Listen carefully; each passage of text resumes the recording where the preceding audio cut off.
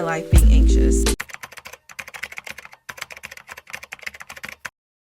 Today is Christmas Eve, which means 2024 is literally a week away, and I still have so much to do before January 1st. I've definitely been stressing myself out a little too much lately, and I'm gonna take a step back, okay? I'm gonna take a step back. I'm gonna take a break and maybe make a to-do list of everything I need to do, collect my thoughts a little bit, and hopefully by the end of this video, I'll be a lot less stressed and a lot more prepared for the new year. If you're new here, I'm Breezy. Welcome to my channel. I hope you stay a while and enjoy the video. The first thing I have to do is clean my room, and it's actually not that bad. This is the current state of my room. It just has a whole bunch of clothes everywhere and maybe a little bit of trash, but for the most part it's okay. So I'm gonna do that because I can't function, I can't do anything until I have a clean room, because you know a clean room equals a clean mind. So let's start with that.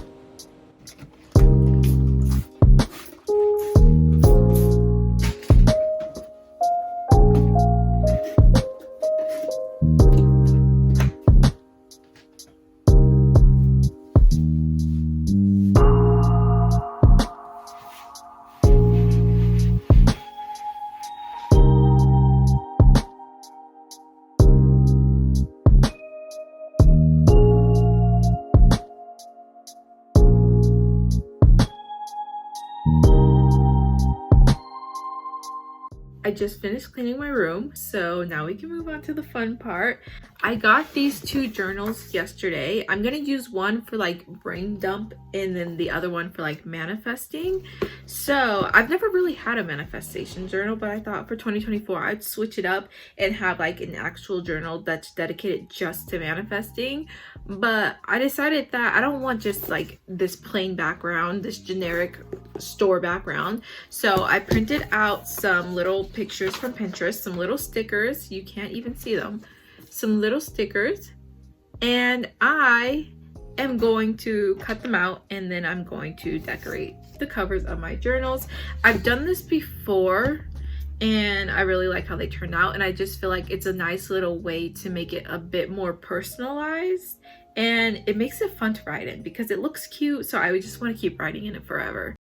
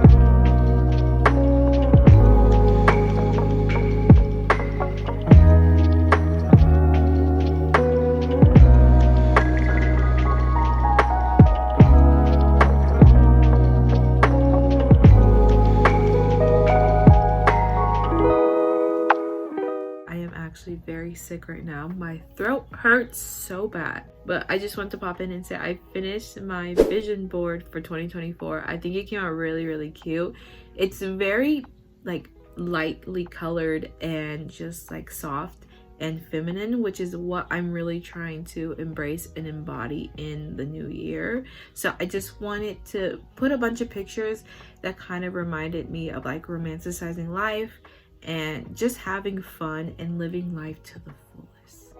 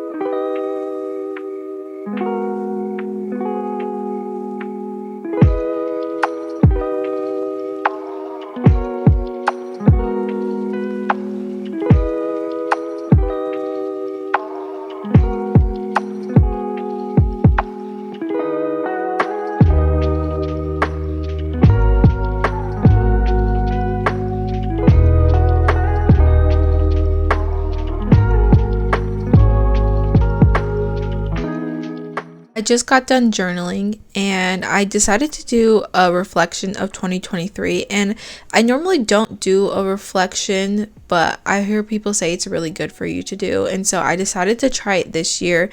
And the reason I did it this year was because 2023 really wasn't my year. I think at the beginning I really started off really high and I was determined to make it my year, and at the beginning it actually was my year. But then around March things just started to kind of go downhill, and not really in a negative way, but I just kind of felt like I didn't have a sense of who I was, and I felt really disconnected, and for the majority of the year I have just felt numb. And I feel like around like maybe October, November, I really felt like, okay, I know who I am, but there was still such a big disconnect. And so I think that reflecting this year was really a good thing for me. As I was reflecting, there was a few themes that kept coming up, and one of them was loneliness. And last year I also experienced a little bit of loneliness, but in 2023 like it just amplified, and I just felt so alone, and it was getting to the point where I was in a room full of people and I felt like I was the only one there. I felt like I wasn't acknowledged, and I'm realizing now that a lot of that was just in my own head. Just I don't know why, but I was just really feeling lonely, and it wasn't good. It wasn't good. It was getting to the point where I just didn't feel comfortable being alone, and you should always feel comfortable being alone. And I think back to when I was younger, when I used to like walk home from school, or I used to go to school or be in classes, and most of the time I was alone. So I think it was really hard to come to terms with that. I don't actually like being alone, even though all these years I told myself I'm so strong, I'm so independent, I like my alone time. I'm an introvert, which I definitely am an introvert, but I'm an introvert that also needs some social interaction, okay? I wouldn't say I'm an extrovert. I don't know, what's the thing in between an ambivert? Is that how you say it? I definitely think I'm one of those, but leaning more towards like the introvert side. Something else that kept coming up was the need to put myself first, and I realized a lot this year that I don't do that. I like to put other people first. I'm a people pleaser, and I don't really know where it stemmed from. It's not like I grew up in an environment where I was never able to put myself first. I just ended up with that mindset where I always need to put other people first. And so something in 2024 I definitely want to start working on is prioritizing myself, prioritizing self-care and self-love, because I always put those on the back burner.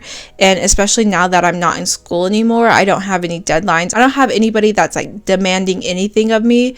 So I'm going to take the time to demand something from myself, I guess, and just really take care of myself and put myself first, because I'm really ready to enter my healing girl era, okay? I think the last big thing that was like the most challenging for me this year was my anxiety.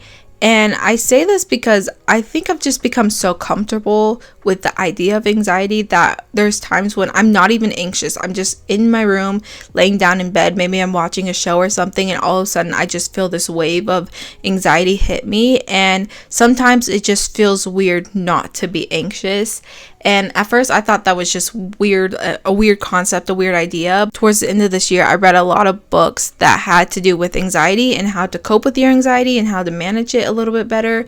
And a lot of them talked about how people kind of use anxiety as like a personality trait, and it just becomes part of who you are. And it's not necessarily that you're an anxious person. It's just that you always feel the need to be anxious. I don't know how to word it. The books word it a lot better, but something I definitely want to work on next year is my anxiety, because I don't want to live my life being anxious. There's so many things that I want to do and I want to experience, but a lot of times I don't do it because I'm just so anxious. This is all to say that if you don't typically reflect on your life, you should, because it could really help you and it could really open up your mind to different ideas and possibilities. Like I said in the beginning, I don't typically reflect. A lot of times I just use my journal as like either a brain dump, or I use it as like a way to write down what I did throughout the day.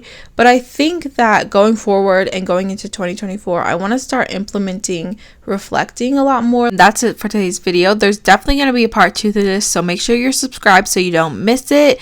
And give this video a like and comment down below what some of your New Year's goals are. And I'll catch you guys in the next one. Okay, bye!